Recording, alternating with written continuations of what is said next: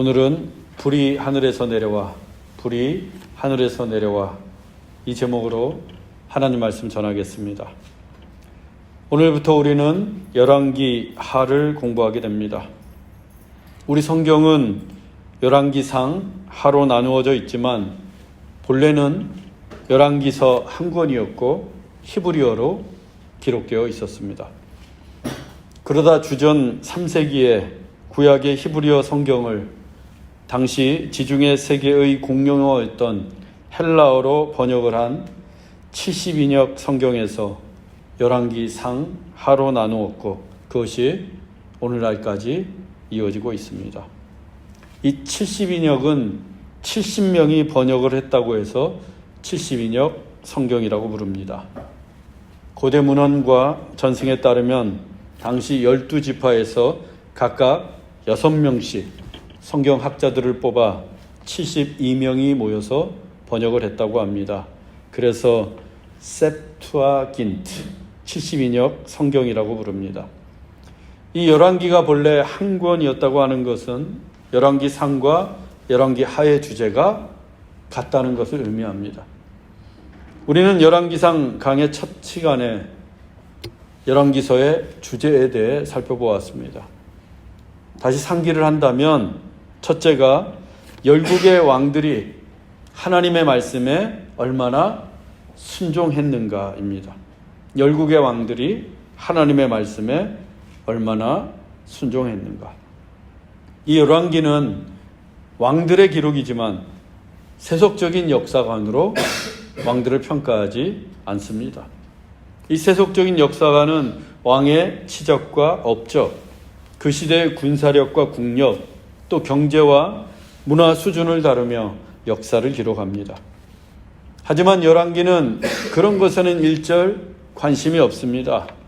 열왕기의 주된 관점은 왕들이 하나님의 말씀에 얼마나 순종했는가입니다. 그래서 열왕기에 관용구처럼 등장하는 구절이 있습니다. 여호와 보시기에 정직하여, 그리고 여호와 보시기에 악을 행하여, 여호와 보시기에 정직하여, 여호와 보시기에 악을 행하여. 하나님이 어떻게 보시는가? 이게 바로 왕에 대한 열왕기의 평가 기준이었습니다. 두 번째는 열왕기는 인간의 권력과 제국의 힘이 얼마나 허무한지를 보여줍니다. 다윗이 통치하던 이스라엘은 당대 최강의 나라를 이루었고 솔로몬 시대에는 그 국력이 온 세계에 미치면서 광활한 영토와 부귀영화로 가득한 나라가 되었습니다. 솔로몬 당시에는 이 실버, 은은 쳐다보지도 않을 만큼 골드, 금이 넘쳐났고 세계 각국에서 조공을 바칠 정도였습니다. 하지만 채 100년도 되지 않아서 그 나라가 남과 북으로 두토막이 났고 400년을 넘기지 못하고 두 왕국이 모두 멸망하게 됩니다. 열왕기의 끝은 찬란했던 예루살렘 성전이 회파되고 왕은 두 눈이 뽑혀서 백성들과 함께 비참하게 포로로 끌려가는 것으로 막을 내립니다. 애굽, 아수르, 바벨론 등 이스라엘의 주변 강대국들도 그 신세가 다르지 않았습니다. 그들도 다 흥망성쇠를 겪으면서 역사의 뒤안길로 사라졌습니다. 그래서 열왕기의 면면에 흐르고 있는 주제는 하나님께 불순종하는 인간의 권력과 제국의 힘은 쇠락할 수밖에 없고 하나님을 떠난 부귀와 영화도 헛될 뿐이라는 것입니다. 따라서 우리가 믿고 의지해야 할 분은 오직 한 분, 하나님뿐이라는 것이 열왕기를 관통하고 있는 메시지입니다. 열왕기 하의 주제도 이 같은 관점을 일관되게 유지하고 있고 그 시작이 이렇습니다. 본문 1절입니다. 아합이 죽은 후에 모압이 이스라엘을 배반하였더라. 아합이 아람과의 전쟁에서 적의 병사가 무심코 쏜 화살에 맞아 죽었습니다. 그래서 당장 모압이 배신을 합니다. 이 아합의 부친이었던 오므리가 이스라엘의 왕이 되면서 오므리 왕조가 세워졌고 이스라엘은 군사력과 경제력에 있어서 솔로몬 이후에 최고의 전성기를 구가하게 됩니다. 그 오므리 왕조의 영향력이 얼마나 컸는가 하면 주변 국가들이 이스라엘 왕국을 향해서 오므리의 나라라고 부를 정도였어요. 모압도 그 아합의 시대까지 이스라엘에게 조공을 바치는 속국이 되었던 겁니다. 그러다 아합이 죽자 그 즉시 배신을 했어요. 그만큼 이스라엘의 국력이 쇠퇴했다는 반증입니다. 우리는 앞서 하나님이 왕을 평가하시는 기준이 얼마나 하나님께 순종하는가라고 했습니다. 다윗은 하나님의 마음에 합한 자라고 할 정도로 하나님께 순종했던 왕이었습니다. 모압은 그 다윗 때로부터 이스라엘의 속국이 되었습니다. 그런데 이스라엘의 왕들이 하나님을 버리고 우상을 숭배하면서 끝내 하나님께 불순종하자 모압이 이스라엘을 배신하게 된 겁니다. 이스라엘의 역사는 언제나 그랬습니다. 이스라엘이 하나님께 순종하면 나라도 부해지고 강해집니다. 주변 국가들까지 다 이스라엘에게 복종을 합니다. 하지만 하나님께 불순종하면 국력도 쇠하고 주변국도 배신합니다. 우리 인생이라고 다르겠습니까? 똑같습니다. 하나님께 순종하면 인생이 부유해지고 평안해집니다. 운명도 우리를 배신하지 않습니다. 왜냐하면 하나님이 축복하시기 때문입니다. 여러분, 하나님께 순종하는 신실한 하나님의 자녀가 되십시오.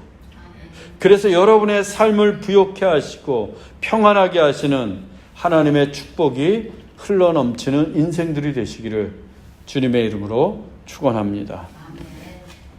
아합의 뒤를 이어서 그의 아들 아하시야가 이스라엘의 왕이 되었습니다. 열왕기상 22장 51절에서 53절입니다. 아합의 아들 아하시야가 사마리아에서 이스라엘의 왕이 되어 2년 동안 이스라엘을 다스리니라. 그가 여호와 앞에서 악을 행하여 느밧의 아들 여로보암의 길로 행하며 바알을 섬겨 하나님 여호와를 노하시게 하기를 그의 아버지의 온갖 행위같이 하였더라. 아하시야는 아버지 아합이 무엇 때문에 전쟁터에서 죽었는지 알고 있습니다. 아합이 우상을 숭배하고 하나님의 경고를 무시했기 때문입니다. 그 사실을 아하시야도 잘 알고 있어요. 그럼에도 불구하고 아하시야 역시 아버지 아합처럼 여호와 앞에서 악을 행합니다.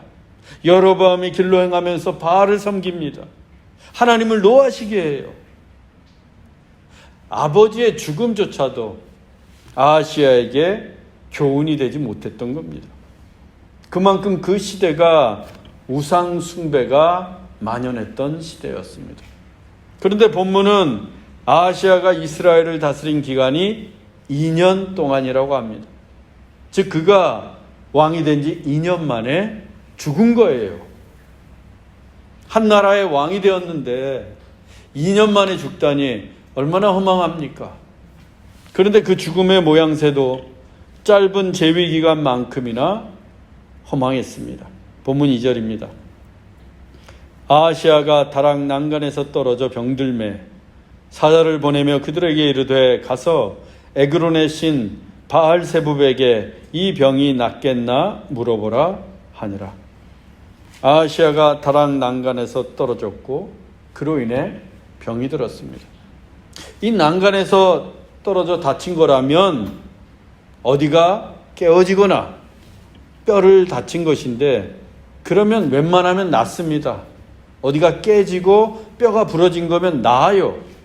또 주치의도 있었을 것이고 왕의 주치의라면 그 나라에서 가장 용한 의사일 텐데 그의 병이 낫지 않습니다.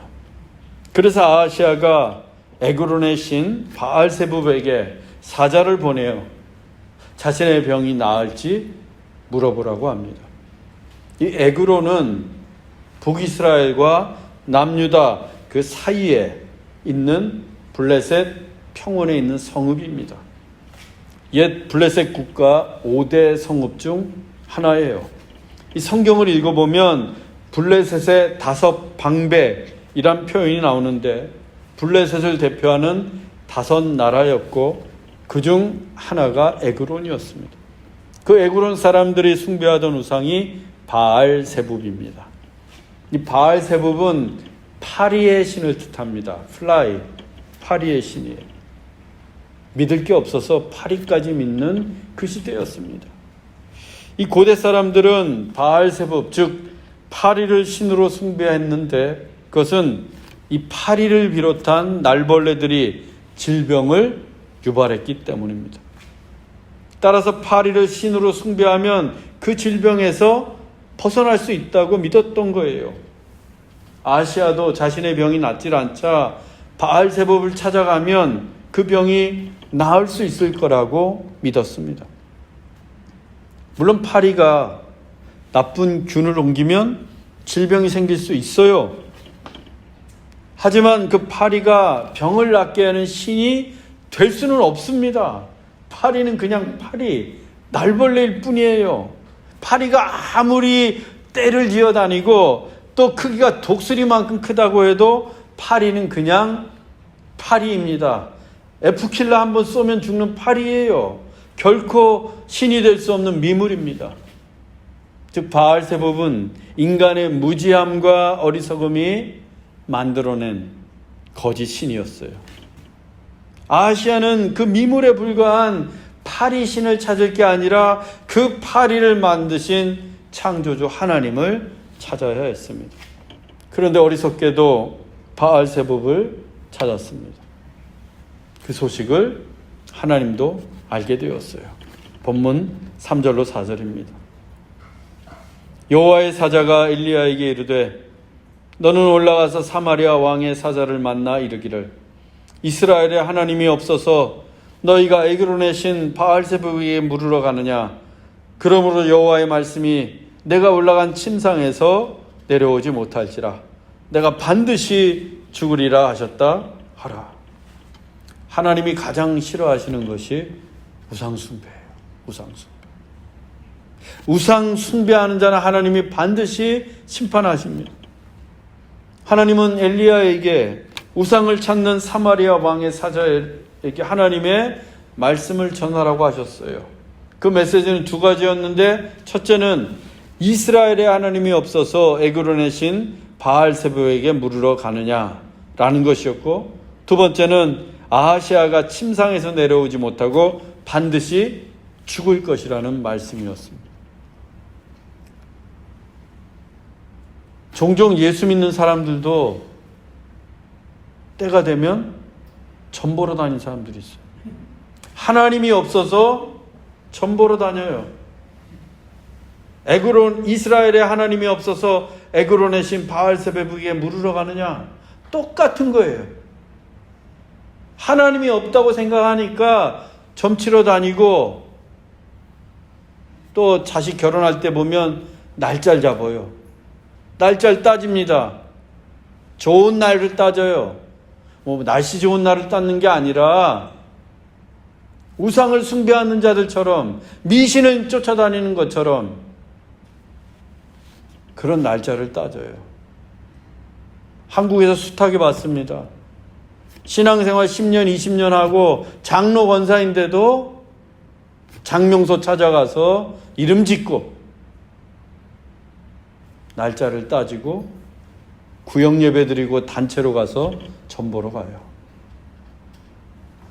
이스라엘에 하나님이 없어서 에그론의 신 바알세붑에게 물으러 가느냐? 똑같아요. 똑같아.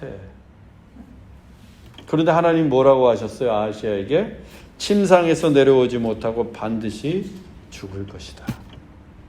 점집에 찾아가서 자식 결혼 날짜 받은 그 집의 자녀들 과연 복된 인생으로 살 수 있겠습니까?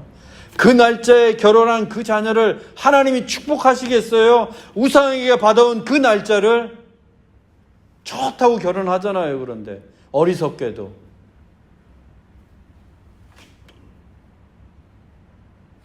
여기에서 아하시아가 난간에서 떨어졌어요. 그런데 그 병이 낫지 않은 것은 하나님의 뜻임을 알 수 있습니다. 실수로 떨어졌든 우연히 떨어졌든 아니면 누가 밀어서 떨어졌든 이 난간에서 떨어진 건 중요하지 않아요. 누구든지 난간에서 떨어질 수 있습니다. 그러나 아하시아의 병이 낫지 않도록 막으신 분은 하나님이세요. 용하다는 전국의 의사가 그의 병세를 살펴도 그의 병이 낫지 않은 것은 하나님의 뜻이었습니다. 하나님이 지금 아하시아를 테스트, 시험하고 계신 거예요. 이제 선택은 아하시아에게 달려 있습니다. 아하시아도 인간의 힘으로는 자기 병이 낫지 않다는 것을 깨닫고 있어요. 그래서 신의 도움이 필요했고 그는 선택해야 합니다. 하나님을 찾을 것인가 아니면 우상인 바알세법을 찾을 것인가. 병이 낫지 않아 고통스럽지만 그래서 이 일은 아하시아에게 기회인 거예요. 기회.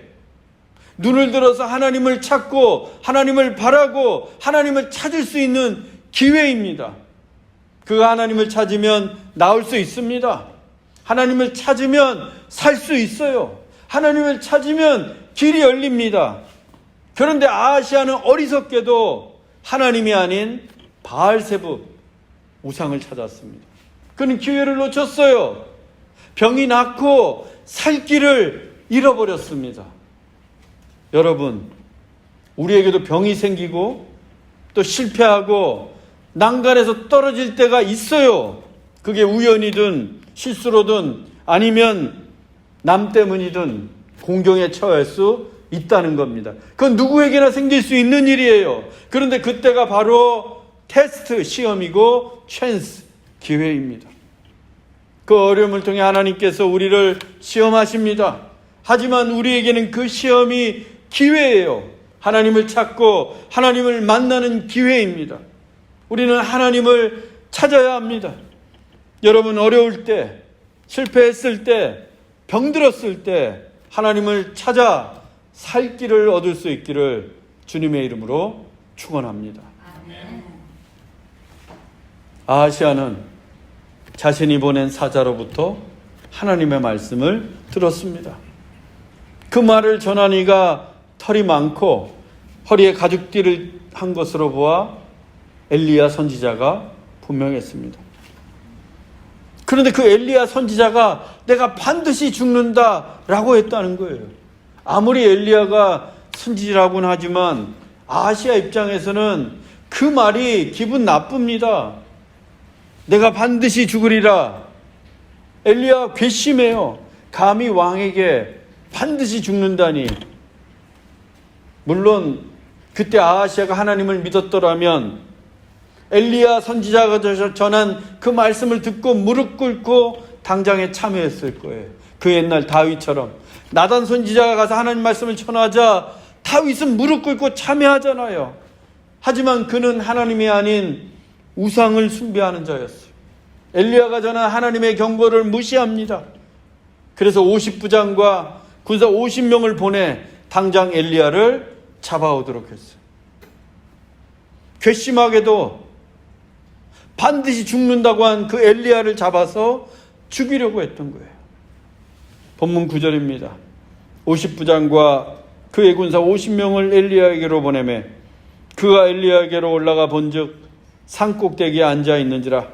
그가 엘리야에게 이르되 하나님의 사람이여 왕의 말씀이 내려오라 하셨나이다. 군사 50명을 대동하고 엘리야를 잡으러 온 50부장이 산꼭대기에 앉아있는 엘리야에게 어명을 전합니다. 하나님의 사람이여 왕의 말씀이 내려오라 하셨나이다. 이 50부장이 엘리야를 향해서 하나님의 사람이여 라고 불렀어요. 그런데 이 말은 비아냥대는 거예요. 조롱하는 겁니다. 하나님을 믿는 엘리야를 비웃는 것이고 더 나아가서 하나님을 업신여기는 거예요. 50명의 군사들도 창칼을 휘두르며 흰 이빨을 드러내면서 덩달아 엘리야와 하나님을 조롱했을 거예요. 엘리야, 내가 하나님의 사람이라면 나는 왕의 사람이다. 하나님의 사람 따위가 어찌 이 나라 왕의 명령을 어기겠느냐. 내가 왕명을 전하니 어서 내려오거라. 만일 내려오지 않으면 군사 50명이 너를 체포할 것이다.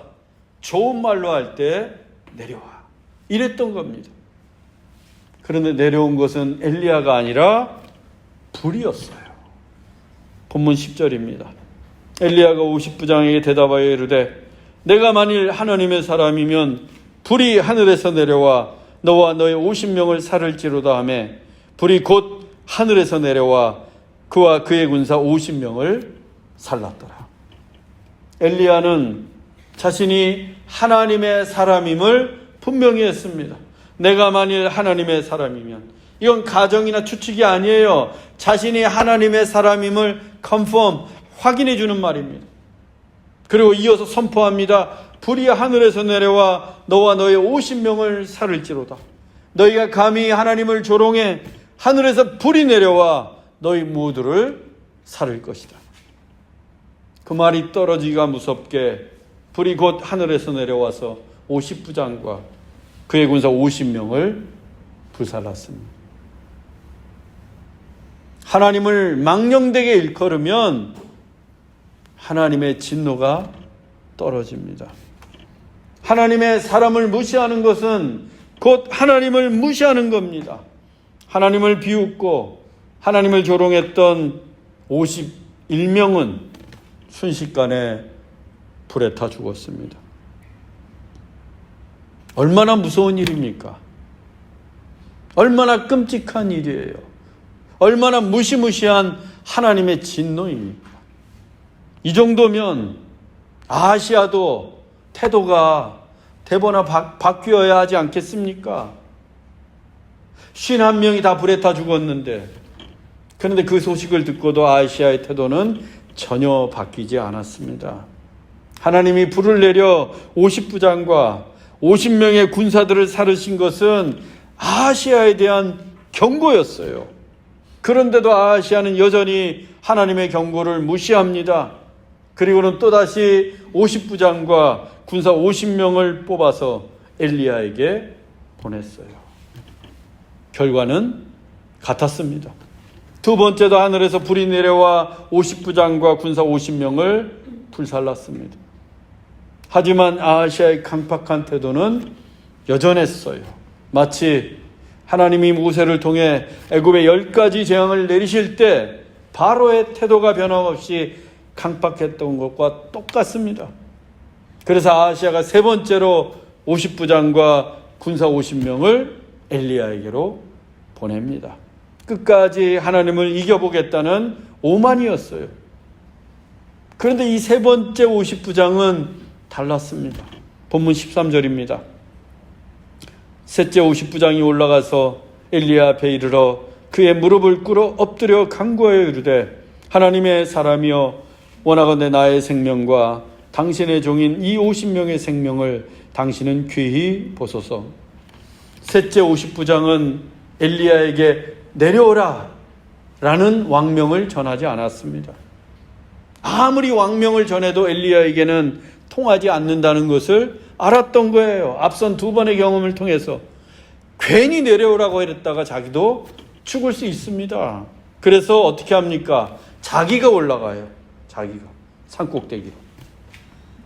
셋째 50부장은 엘리야가 앉아있는 산꼭대기, 아마도 갈멜산으로 추정되는 그 산꼭대기에 올라가 엘리야 앞에 납작 무릎을 꿇고 엎드려 청을 합니다. 하나님의 사람이여 원하건대. 셋째 50부장도 엘리야에게 하나님의 사람이여 라고 불렀습니다. 하지만 이번에는 이전에 50부장이 불렀던 그 의미와 태도와는 완전히 달랐어요. 비아냥이나 조롱이 아니라 리스펙, 존경과 경외심이 담긴 표현이었습니다. 그래서 스스로를 종이라고 부르지 않습니까? 나는 종이요, 당신은 하나님의 사람입니다. 그리고 이 셋째 50부장이 간구하기를 종들의 생명을 귀하게 여겨달라고 합니다. 나의 생명과 당신의 종인 이 50명의 생명을 당신은 귀히 보소서. 어떤 뜻이에요? 살려달라고 애원하는 거예요. 왕이 명령해서 엘리야 앞에 오기는 했지만 또다시 불이 내려와 자기들이 죽을까 봐 두려웠습니다. 그래서 엘리야 선지자에게 살려달라고 지금 애원하고 있습니다. 그러자 비로소 엘리야가 산에서 내려옵니다. 사마리아 궁에 도착한 엘리야가 아하시아 왕에게 하나님의 말씀을 전합니다. 내가 그 올라간 침상에서 내려오지 못할지라 내가 반드시 죽으리라. 최후의 통첩이었어요. 아하시아가 어떻게 되었습니까? 본문 17절입니다. 왕이 엘리야가 전한 여호와의 말씀대로 죽고 그가 아들이 없으므로 여호람이 그를 대신하여 왕이 되니 유다 왕 여호사밧의 아들 여호람의 둘째 해였더라. 아하시아는 엘리야가 전한 하나님의 말씀대로 죽었습니다. 왕이 된 지 단 2년 만에 허망하게 그의 인생이 끝이 났습니다. 아들도 없이 죽어서 그의 동생인 여호람이 대신해서 왕이 되었습니다. 그런데 그때 유다 왕의 이름도 여호람으로 같았어요. 돌이켜보면 이 아하시아는 살 수 있는 기회가 여러 번 있었습니다. 난간에서 떨어져 병이 낫지 않을 때, 그때가 하나님을 찾을 수 있는 기회였고, 또 바알세봅을 찾아간 아하시아의 사자에게 엘리야가 하나님의 말씀을 전했을 때도 기회였습니다.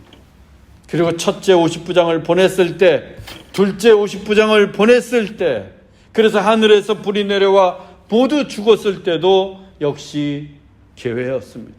그 모든 시간들이 하나님이 아하시아에게 주신 기회들이었어요. 그런데 아하시아는 그 모든 기회들을 통해 말씀하시는 하나님의 경고를 무시했습니다. 아버지 아합도 하나님의 경고를 무시해서 수치스럽게 죽음을 당했는데, 아하시아도 하나님의 경고를 무시한 결과 하나님이 말씀하신 대로 침대에서 내려오지도 못하고 죽고 말았습니다.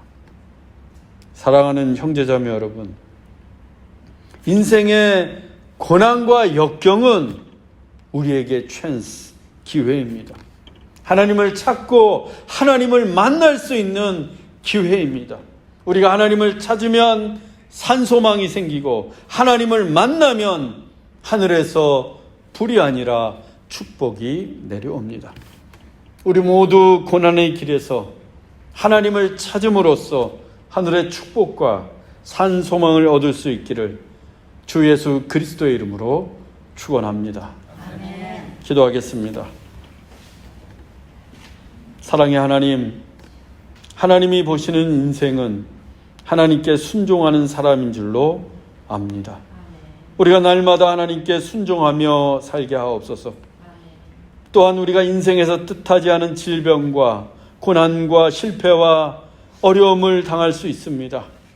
그때 낭망하거나 절망하지 않고, 또 세상의 우상을 찾지 않고 오직 하나님을 찾게 하옵소서. 하나님을 찾는 믿음을 주옵소서.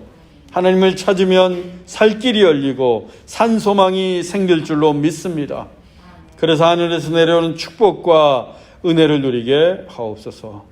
길이요 진리요 생명이신 예수 그리스도의 이름으로 기도하옵나이다. 아멘.